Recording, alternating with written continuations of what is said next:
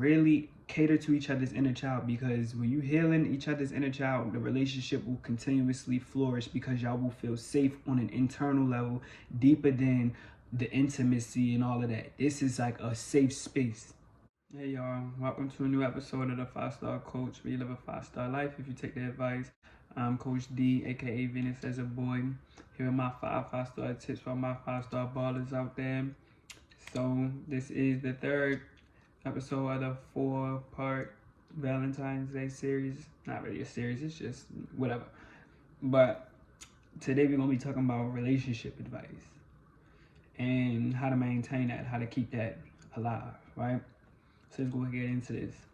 5-star tip number 1, keep romance alive. Kind gestures, thoughtful gifts, elaborate dates, flowers, etc. That needs to keep happening. Seek ways to show your partner you're paying attention to them. Those little moments when you just hear, oh, I want this, I want that. If it's in the budget for that week, get it. If it's in the budget for next week, get it. But write those things down. Put it in your notes. Oh, they like this. They like this color. They like this food. They like that. So I'm going to make this, and then I'm going to bring it over to them. Or I'm going to make this for dinner tonight, and they just going, if y'all living together, and when they come home, they going to see I got this set up for them. I got this waiting for them. You know, stuff like that. Like, keep the romance alive. Like, and then have the flowers on the table. And even for, if you a woman dating a man, like, give him some flowers too. Like, no matter how hard body a man looks or how he tries to act, he gonna appreciate it. Especially if he really like you. And I feel like if y'all in a relationship, I hope he like you, right?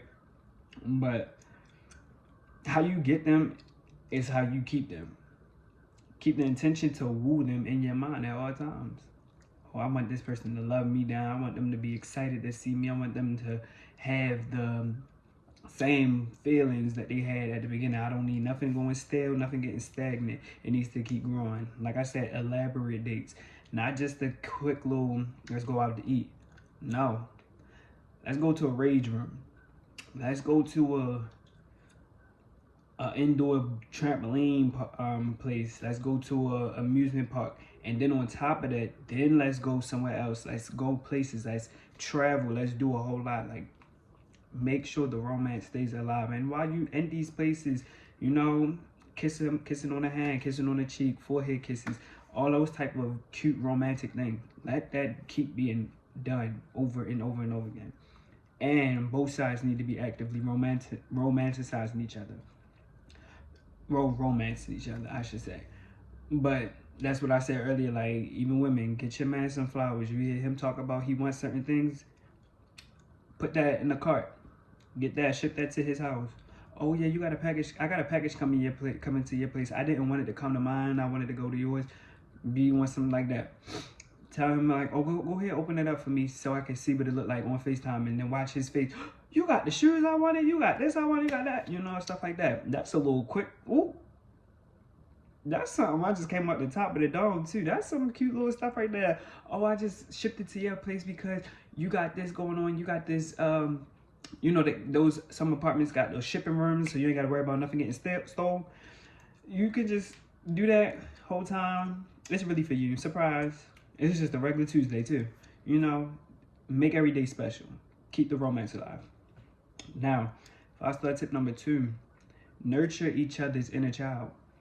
You're not just adults dating. Y'all inner children are playing with each other right now. So plan dates that cater to each other's childhood. If you have a girlfriend, plan like tea parties. You have a boyfriend, take him laser tagging. And like I said, the amusement park. Like, think of stuff that, what would a little boy like, or what would a little girl like? But don't be so focused on like making it super childish. Like, incorporate that into like y'all adult life. Like I said, the tea party. Get everything set up. You know, picnics. Every little girl dreamt about going on a picnic. The picnic basket, everything with the plaid lining, with the blanket, with the flowers and everything. Like, really cater to each other's inner child, because when you healing each other's inner child, the relationship will continuously flourish because y'all will feel safe on an internal level, deeper than the intimacy and all of that. This is like a safe space. Also, when you are nurturing each other's inner child, when somebody is talking, listen, and not to just respond. Listen to really understand, comprehend everything that they saying right now, and then respond with care with every word you say. Do not shut them down. Do not, I don't want to hear it. No, I'm not trying to hear that. No, you doing too much. All of that right there, throw it out there, because it's going to get in the way of y'all relationship flourishing and growing. So nurture each other's inner child. Be mindful of that energy living within yourself and your partner. So even some things that you think are fun to do that you used to do as a kid, introduce that to your partner and see if they down for that. Most likely they are, you know. So like, understanding that nurturing your partner's inner child will also help nurture yours. Like I said, prioritize fun. Like, make sure it is a fun relationship. All that y'all just humping on each other, cussing each other out every 2 days, going on a few dates, like, no. Make sure it's fun. Shit, middle of the night, just have a pillow fight out of nowhere. Set up in y'all living room if y'all living together, or if you have your own place and they come over. Yeah, we having a pillow fight tonight. Set everything up, have it fun, or make one of those little, you know, when we was kids, make the pallets and then the sheets, the teepees and stuff, like a little tent, and then put the TV under there, have a movie night like that. Do fun things like that. You know, with the popcorn, with the hot sauce and the sugar. That right there may sound crazy, but I'm telling you, hot sauce and popcorn on that, and sugar on that popcorn, is Yerski. But yeah, number 2, nurture each other's inner child. Right. So now, five-star tip number 3. Keep supplying reassurance. Leave no room for a wandering mind. You do not want nobody to wander with their mind and think, okay, maybe this isn't working no more. Maybe we should give it up. Maybe we should do this. You do not want none of that. You do not want none of that. Keep the communication open at all times. When you feel like you should just call them randomly and tell them I love you, or I miss you, or you just checking up on them, when you randomly just want to tell them how much they mean to you, do it every time. Do it every time. Let them know verbally and non-verbally how much they mean to you. And the non-verbal is like just randomly holding their hand. Y'all can be chilling in the house, randomly just hold their hand. Kiss on their hand, pull them in closer, kiss up on them, hug up on them randomly. Oh, what's going on? Why are you doing this? Oh, I just love you. You know, stuff like that. Make sure that you are always reassuring them that you are my person, you my number 1 priority, and I'm just always trying to give you clarity. I don't want your mind to wonder. What Maxwell say? Don't ever wonder. Okay? Ascension. Okay?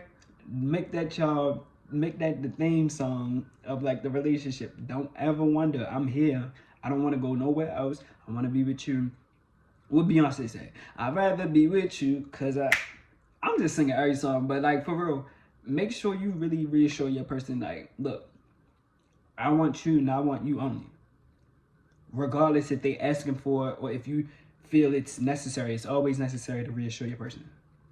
So that's 5-star tip number 3. Reassurance. Top priority. Keep supplying that. Okay? Never run out. Now 5-star tip number 4. Communicate. Communicate. You should never let no problems go unaddressed. Not undressed. But every time you have a problem, speak up.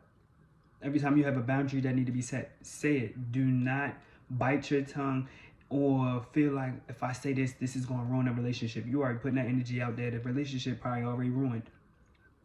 If you're thinking like that, the relationship is probably already ruined. Let's be real. So make sure everything is laid out on the table. No matter how small it may seem to you, if they saying something, it's because it's big to them. Listen, y'all should be dating someone who fluently speaks your love language too. And that's a part of the communication. So if you have somebody who's not so touchy-feely, but you're a physical touch person, compromises need to be made.